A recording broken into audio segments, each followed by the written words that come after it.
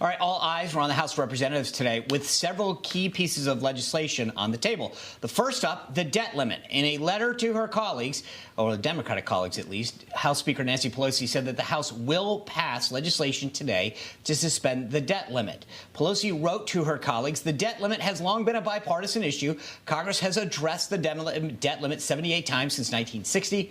More recently, each of the 7 times that had the debt limit was addressed, Congress did so on a bipartisan basis. This includes 3 times under the last administration when Democrats cooperated. Pelosi went on to say, we cannot and will not allow Republicans' extremism and utter lack of concern for families to drive our economy into the ground. Also on the docket this week, infrastructure. The House is scheduled to vote on the $1.2 trillion bipartisan infrastructure bill tomorrow. That vote will come before coming to an agreement on the multi-trillion-dollar package, better known as the Build Back Better Act. This vote comes as the government is scheduled to shut down tomorrow at midnight if nothing is done. Joining us now, Missouri Congressman Jason Smith, who is the ranking member of the House Budget Committee, and Texas Congressman Michael Burgess, who is also a member of the Budget Committee. Gentlemen, good to see you both. I understand right now, the House has passed by a very slim margin a short-term extension of the debt limit to December 16th. It looks like 1 Republican joined with the Democrats, 2 Democrats joined with the Republicans. Congressman Smith, let me start with you. What does this say? Because in Pelosi's letter, she talks about the debt ceiling as being bipartisan. I get that they have not included you in the negotiations, but I kind of wonder this. Have Republicans missed an opportunity to make spending an issue, meaning to say, hey, we'll work with you on this, but you have to agree to some kind of future spending reforms? Do you think that was even a possibility?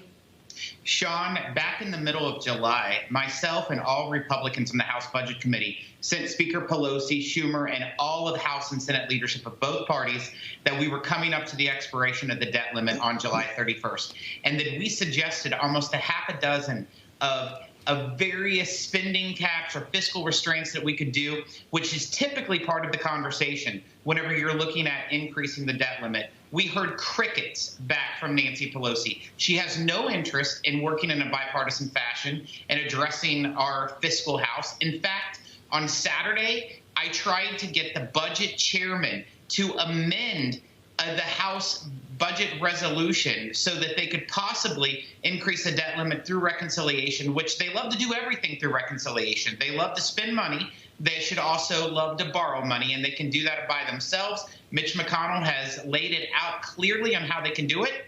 They just need to act.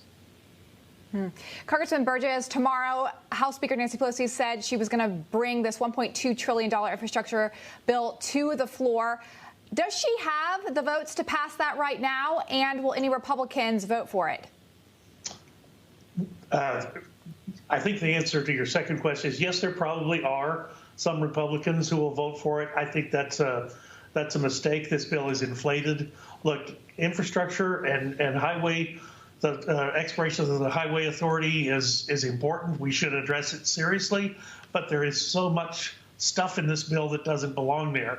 But her biggest problem, the Speaker's biggest problem, is on her own side and her progressives who are responding to Chairman Bernie Sanders' request over the Senate that they stay off of this bill until they get the buy-in on the much bigger bill that Chairman Smith referenced that we marked up on Saturday night. Saturday night on a Zoom call, I might add, for $3.5 trillion. It's unlike anything I've ever seen. You know, it's scary to me that the $1.2 trillion is sort of the cool one. I mean, it's like that's like the idea that we're talking about it like it's normal that you spend $1.2 trillion. But Congressman Smith, I want to play for you something that President Biden said last Friday that has literally gotten, I think, way overlooked and so important. Take a listen. The first piece, the 1.9, fundamentally changed the structure and the nature of the economy in this country. Congressman, fundamentally changes the structure and nature of the economy of this country. That should send shivers through every single Republican and independent and a lot of Democrats. Sean, it's exactly the case. I know that people keep talking about the $3.5 trillion or the $4.3 trillion. Now you're hearing Pelosi and Manchin and different folks saying, well, let's bring it down to $1.5 trillion or $2 trillion. Don't talk about the numbers. The numbers are atrocious. It's the largest spending bill in the history of the United States, but the policies that's within this legislation completely are transformational for our country. I'm telling you, you're talking about amnesty to 10 million illegals. You're talking about providing free college education to millionaires' kids. I mean, the items requiring tax-funded abortions. It just goes on and on, the items that's in it. They can dial down the numbers, but just by using budget gimmicks, believe me, I'm the Republican leader of the Budget Committee. Yeah, I can see what they're already trying to go towards, but it's the policies that they're not negotiating. These policies will turn us into a socialist nation, which we have to kill this bill to save America. Yep. Well, Congressman Burgess, talking about gimmicks, President Biden is now saying that this Build Back Better package is going to cost $0. It will add $0 to national debt. And House Speaker Nancy Pelosi doubled down on that message this morning. Listen. I spent a good deal of time in the meeting talking about the debt ceiling because we have to get that done. It's not about a dollar amount. The dollar amount, as the president said, is zero. This bill will be paid for. It's about what are the values that we share and how we prioritize them. Congressman Burgess, how are Democrats getting away with flipping the message this drastically that it's going to cost $0? Well, I guess they think the American people are as addled as they are. But, I mean, look, it's intuitively obvious to the casual observer this bill is not a zero cost. It's an enormous cost. And that's evidenced by the number of taxes that are raised on people who earn less than $500,000 a year.